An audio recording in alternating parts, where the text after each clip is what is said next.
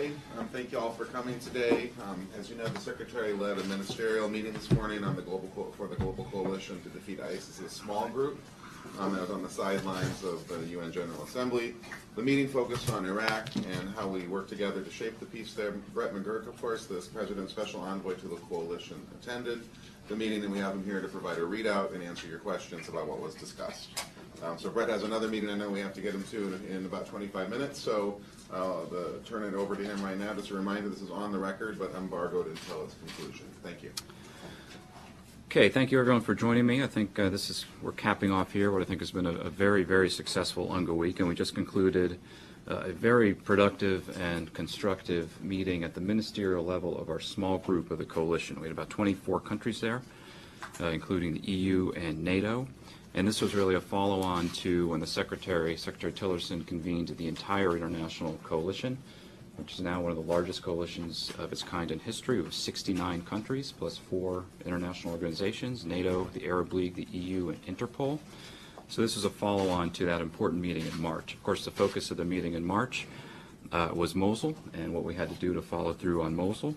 And the focus of this meeting, as we've come out post-Mosul, we're now the end is really in sight in Raqqa, and about the next phase of the campaign. The Secretary led the meeting by thanking our coalition partners for really their incredibly generous support, their ongoing support, and also emphasizing that while we're making extraordinary progress, which I'll go through, we need to make sure that we keep our foot on the gas and follow through. There was a real commitment in the room, an atmosphere of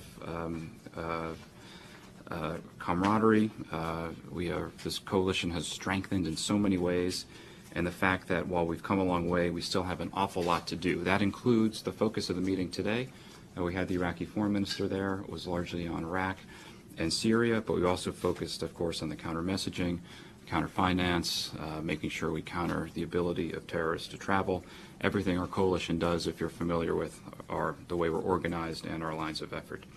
Again, I say the atmosphere in the room was one of resolve and determination to make sure we not only continue the defeat of ISIS, of Daesh, but also the follow-through to make sure that they cannot come back. Let me just give you some statistics of kind of where we are. I think the progress in terms of what has happened in Iraq and Syria when it comes to Daesh is really quite extraordinary, and I think is due to the fact that we did pull the entire international community together to work together collectively to accomplish this. So far, about 80,000 square kilometers that used to be controlled by ISIS are no longer controlled by ISIS.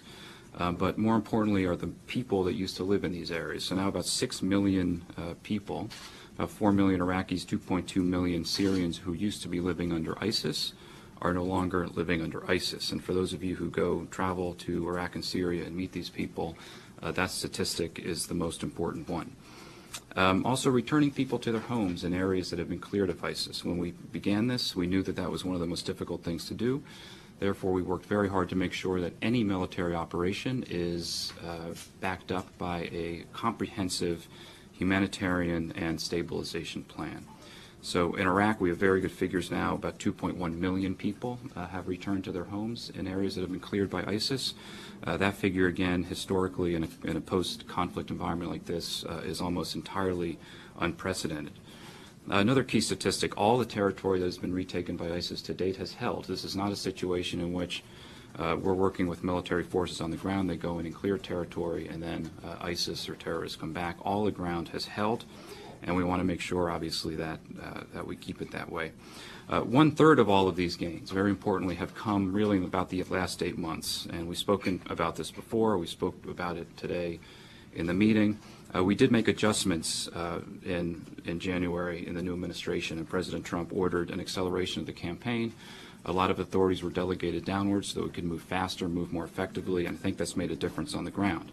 We have not, however, and Secretary Mattis obviously speaks to this, we have not changed our rules of engagement and the precision with which we apply military power. But we have also increased, as I mentioned in the opening, this has been a real focus of Secretary Tillerson's, making sure that all of our military efforts are followed through with humanitarian and stabilization efforts. So in Syria, for example, we now have a team of diplomats on the ground working these problems every single day. Let's give you some brief updates of where we are in certain parts of Iraq and Syria. Of course, Raqqa, really the end is now in sight in Raqqa. ISIS, not too long ago, ISIS was not only planning, but they planned and then carried out, sent teams from Raqqa to carry out massive attacks, terrorist attacks in Istanbul, in Paris, in Brussels. All of that was going on in Raqqa. We also knew in Raqqa they were planning major significant terrorist attacks, the type of September 11th type events that they aspire to. All of that was going on in Raqqa. They were taking advantage of the infrastructure of a major city to do that, and that is why we had to focus on getting ISIS out of Raqqa. They are now really down to about their last 3 neighborhoods in the north-central part of the city, and it is a matter of time until the operation in Raqqa is finished. As soon as the city is finished and the military phase is completed, we have a very significant post-conflict stabilization humanitarian plan that is ready to launch, with about 100 sites identified for immediate demining, and then these are water, electricity nodes, those sorts of things that we've done elsewhere. The Secretary gave one statistic in the meeting today. I think it's a poignant one because we have teams on the ground now that go to critical sites. You know, this is unglamorous work. I've been to some of these places, but the water pumping sites, places that used to be under ISIS to get return life to these communities. And in one little water treatment facility just north of Raqqa, when our team went, we first sent in a demining team, they found about 240 or so IEDs on that one site alone. IED meaning a landmine explosive device left by ISIS. And this is what they do when they know they're going to lose. They just strew the ground. It's like a salt the earth tactic with IEDs. So when families come home and they go and open a closet, there's terrible casualties. So we have really emphasized the demining effort, and some particular members of our coalition, Norway and others, have really stepped up to help with demining. So that's Raqqa, and we have a pretty significant program underway to make sure the follow-through on the military phase goes about as aggressively as we possibly can, with all the challenges, uncertainties, and difficulties of working in a place like Syria. We also talked about the situation down the Euphrates Valley and Dar ez-Zor. This has been in the news lately. This is where forces, Syrian regime forces enabled by the Russians, have come into some close proximity to forces enabled by the United States and our coalition. We think now we have that fairly well worked out. We've had very good discussions with the Russians at the military-to-military level, and here in New York at the level of Secretary Tillerson and Foreign Minister Lavrov, and a whole additional discussions at different levels here in New York this week on that issue. And I think we'll be able to work that out, with the focus being we both want to maximize the pressure on ISIS and hasten the defeat of ISIS as soon as possible. If I go over to Iraq, focus on Mosul. So battle in Mosul, of course, is over, and it's the stabilization phase. And there was a number of events here in New York throughout the week, not only the coalition event we just concluded, but also the EU sponsored a stabilization and humanitarian event with a large focus on Mosul. And while I can't speak to numbers now because I will leave it to certain coalition members to announce their contributions, we heard today in the meeting very significant contributions from some key partners focused directly on Mosul. When we were here last year, but also most importantly, when Secretary Tillerson had the meeting in March at the State Department, we were looking in Mosul at the worst case scenario, and we said we want to plan. You can hope for the best, but you plan for the absolute worst. Worst case scenario of about 1 million IDPs, displaced people from the Battle of Mosul. We ended up having actually more than 1 million IDPs from Mosul. Because we did the work as a coalition, we worked very closely with the UN team on the ground, with NGOs on the ground, with the Iraqi security forces, with the Iraqi government, with the Kurdistan regional government and Peshmerga, an incredibly coordinated plan. Nearly all of those IDPs received aid when they came out of the city of Mosul. They eventually received housing and they received aid. That is an extraordinary statistic. I defer to my humanitarian experts, but they tell me they've really never seen anything like it. And we're now focused on returning people to their homes. In East Mosul, where the battle ended sooner, obviously, than the very difficult fighting in West Mosul, about 97% of all the IDPs who've had to flee the battle are now back in their homes in East Mosul. West Mosul is more difficult. The destruction in the center part of the old city in the final weeks of the battle, due, importantly, to hundreds of ISIS foreign fighters and suicide bombers wearing suicide vests and just fighting to the death. obviously will take a longer time to recover, but we had a discussion about that. We also discussed the next steps in Iraq when it comes to ISIS. So what is really remarkable now is that the Iraqi security forces, and we have now as a coalition, we have now trained well over 100,000 Iraqi security forces.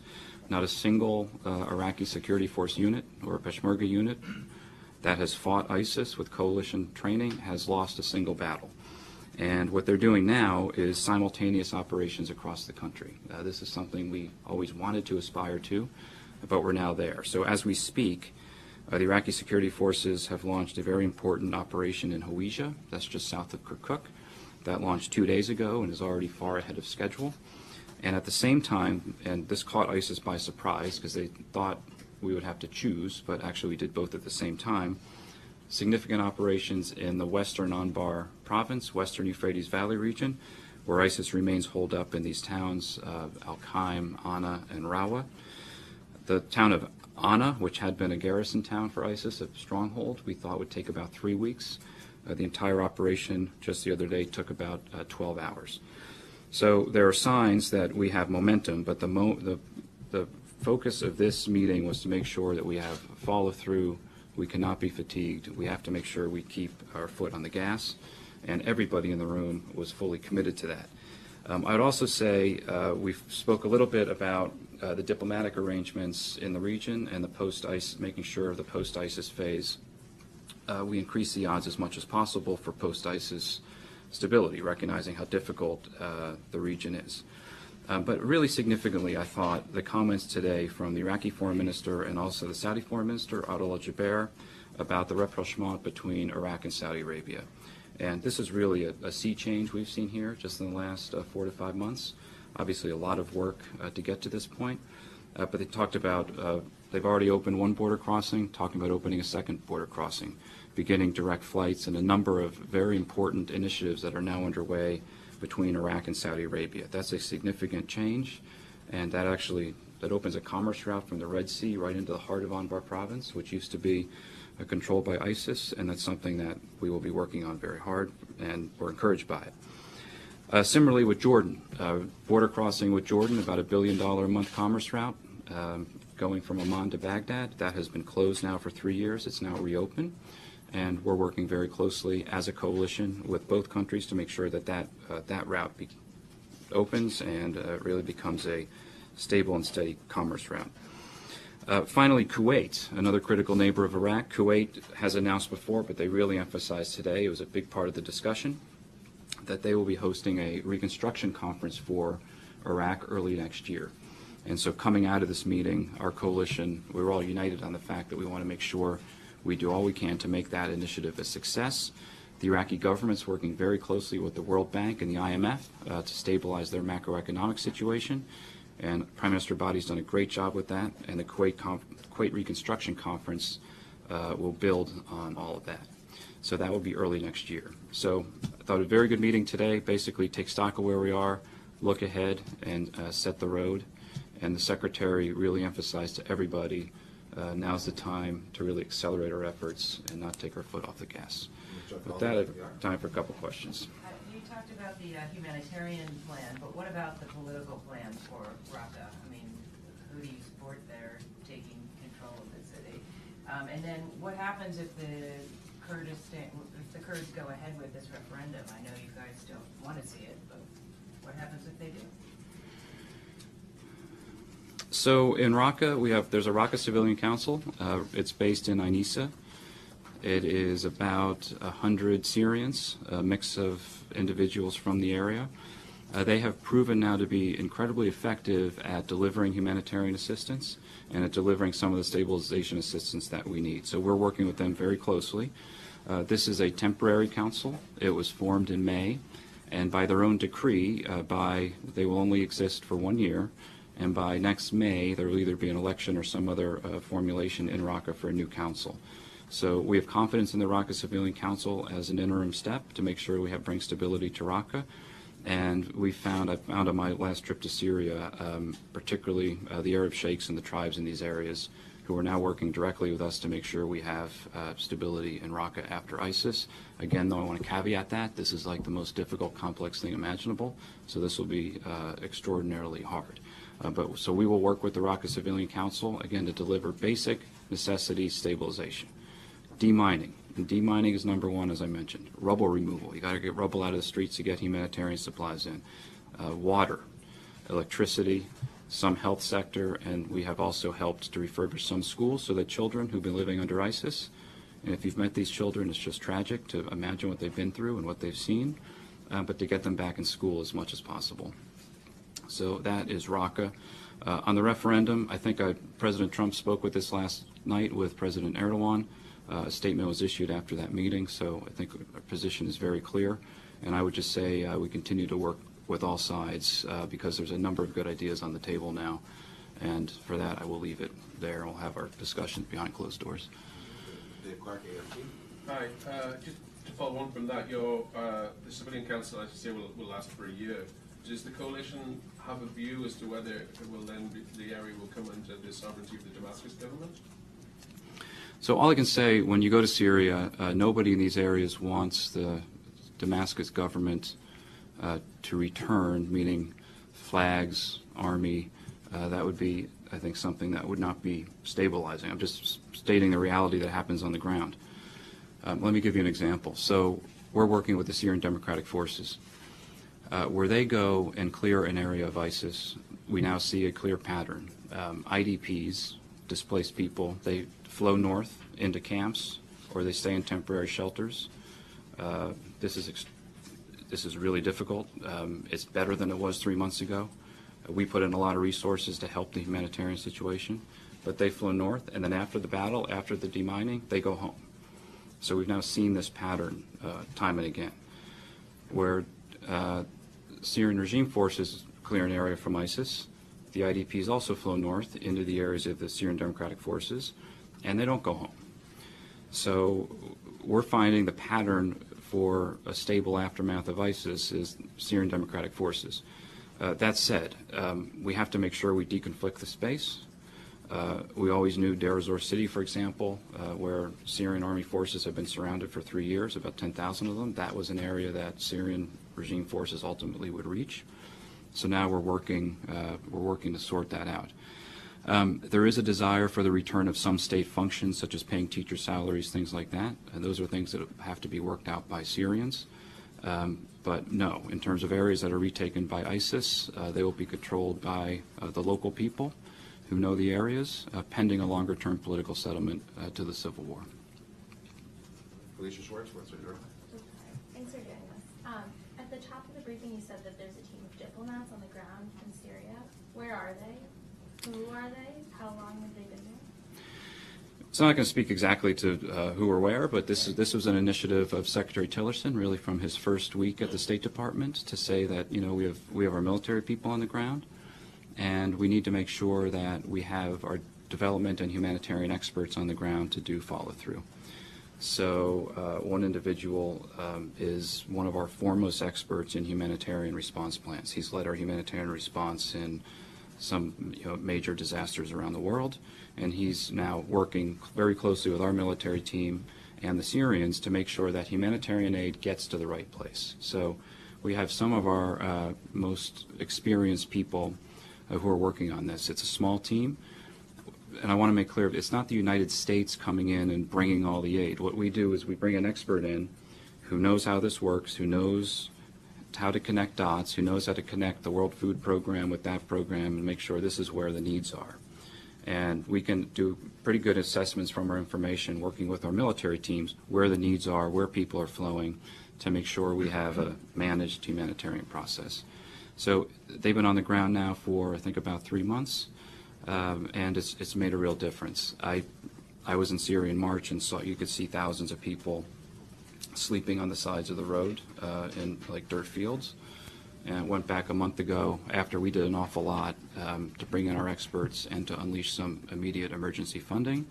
And you had established camps set up, particularly north of Raqqa and in Ain Issa. Okay. Mm-hmm. And this is, I guess, the first kind of like longer-term diplomatic presence in the country since the embassy was closed? No, these are people who are working closely with our military team to make sure that the civilian side of the mission, the humanitarian aid and stabilization, this is non-political work. This is to make sure that after ISIS is cleared, we have conditions in place for people to return to their homes. Can you give a number, like how many? Small teams of experts. Sometimes less is more in this type of situation. The right people who have the experience who know how to do this. We just haven't had diplomats in the country. These are development experts. Yeah, it's development experts. So we're not. Yeah, right. Development experts. Do they have diplomatic status? They're working closely with our military team. Talia from Technical Relations from Rio Nova State. Yeah, thank you. Can you talk a little bit more about the situation in Deir ez-Zor? Are you continuing airstrikes there? And are there any concerns about the possible clashes with Russians? So I think both of us, U.S. and Russia, were committed. We want to defeat ISIS, and we want to avoid accidents. And so we deconflict space. That means you deconflict in the air and you deconflict on the ground. And we have had very good open channels of communication with them. There have been incidents from time to time. In June, for example, near Topka, U.S. military forces shot down a Syrian plane that was in violation of a deconfliction arrangement. We had an incident near Deir ez-Zor about 2 weeks ago, in which we immediately have worked with the Russians to deconflict that space. So all I would say is the deconfliction arrangements, I think there's good open channels of communication. Both sides want to avoid accidents. Both sides want to defeat ISIS. We have some different ideas from time to time about how to go about things, but that's why we have this open channel of communication. Those channels are very important, and I will continue to work through them to make sure we avoid any Was there accidents. improvement? Improvement? I think it's fair to say yes. There's been a significant improvement on the ground in terms of mutual understandings and mitigating the risks of any type of accident. In the back here. Thank you, Nabil Al-Assad from Al TV station. What about the situation in Idlib, where Al-Nusra front is very controls the ground? Is the Turkish operation there endorsed by the coalition, and you have contingency plans for IDPs and the humanitarian situation? Yeah, thanks. So Idlib was another focus of a meeting Secretary Tillerson hosted earlier in the week, the ministerial meeting on Syria, and I think we put out a joint statement of all 16 countries yesterday. So, of course, we support the de-escalatory aims of that arrangement, which Turkey is leading through the Astana process. We've had a number of discussions here this week with the Turks and with the Russians about what that arrangement will be. We, the United States, are very concerned about Idlib province because of that al-Qaeda presence there. And so we support, obviously we fully support what Turkey is doing. I think they still have some more details to work out, but we support what Turkey is doing there. And of course, anything we can do to help our ally Turkey when it comes to getting a handle on the Idlib province problem, I think we're prepared to do that. So those discussions will be continuing, I think, between Turkey and Russia technical teams. And we'll obviously be consulting with them. It's a very complex picture up there in the northwest. Okay, right here in the third row. Hi, Yara Bayumi from Reuters. What is the conversation about reconstruction for Syria, and specifically for areas that are, either liberated now from ISIS? I mean, is the conversation for those areas about, the friends of Syria countries will not put up any aid pledges unless kind of the political process is back on track, or is that separate to sort of the overall country's reconstruction efforts? And is that really enough leverage to get Assad back on track to the political process in Geneva? So, and I'd encourage all of you to read the statement that came out again from 16 countries yesterday from the Syria meeting. I'll say a couple things. So where U.S. military coalition forces are helping to liberate areas from ISIS, we do feel we have a responsibility to focus on the follow-through on stabilization. I want to emphasize that word really means something. That means the basic necessities to help people get back to their homes and to their lives. Demining, rubble removal, water, electricity, the basics. So we will be helping with that in the areas that we as a coalition have helped liberate from ISIS. The reality is that nobody in the international community that we have spoken to is prepared to invest in any significant way for the reconstruction of territories under control of the Syrian regime, absent a credible political horizon that's going to lead to a political transition. And right now, we do not have that. So the statement that came out yesterday from 16 countries, I think, is important because it addresses this, and that is the consensus view of everybody who is in that room, of the EU, and everybody who is focused on this problem. Absent a credible political horizon that can lead to a transition that's supported by a majority of the Syrian people, the reality is the international community will not be coming in with significant reconstruction assistance. So we encourage the Russians and everyone else to try to really get on track through Geneva so that we can establish a real political process that has some meaning. Okay, one time for one last question here. Yes, Ambassador, what if the Kurds don't listen to the U.S. and go with the referendum on Monday? Will we see any cuts in the whether military or financial aid to the Peshmerga or others? So again, on that issue, President Trump saw President Erdogan last night, and a statement came out of that meeting, so the position is very clear. We're in constant discussions with all sides here and remain hopeful because there is a very good package on the table that I think if you look at what the Kurds have accomplished by this referendum process in terms of reunifying their parliament for the first time in 22 months. It had been basically dormant. In terms of helping to pull the Iraqi Kurds together, they've already achieved a great amount, and they have the international community prepared to fully support and endorse a very intense process of negotiations, and that's something now that is being discussed. The referendum, to get to your question, just carries an awful lot of risks, and that's not something that that's not something the United States can control. Other actors here will make their own decisions, including neighbors, Turkey, for example. And so that is why we remain in very close consultations with all of our friends in the Kurdistan region, and they're very close friends of ours and partners, and also with the Iraqi government. And I remain hopeful that there's a very good package on the table in which an alternative might actually be the better path for all sides. But again, we will see. And in terms of the consequences of the referendum, it's not something that we can fully control. It just carries a lot of risks, as we've mentioned. Okay, so thank you very much, everybody. Partners working in Thank you harmony. very much, Brett. I appreciate it. The Gulf partners are working in harmony. The Gulf crisis is not affecting you. I have to say on these issues, and we had, of course, all the partners in the room, and we had a real sense of unity of purpose because particularly ISIS is a threat to everybody. So. Thank you all. Thanks for coming. So this has been the embargo is lifted, and then Callie, we're done now. Thanks. Brett, do you have any contact with the Iranians on the Namazi cases or anything like that?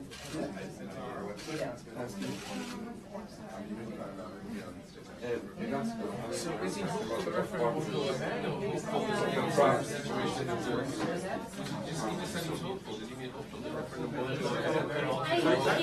I don't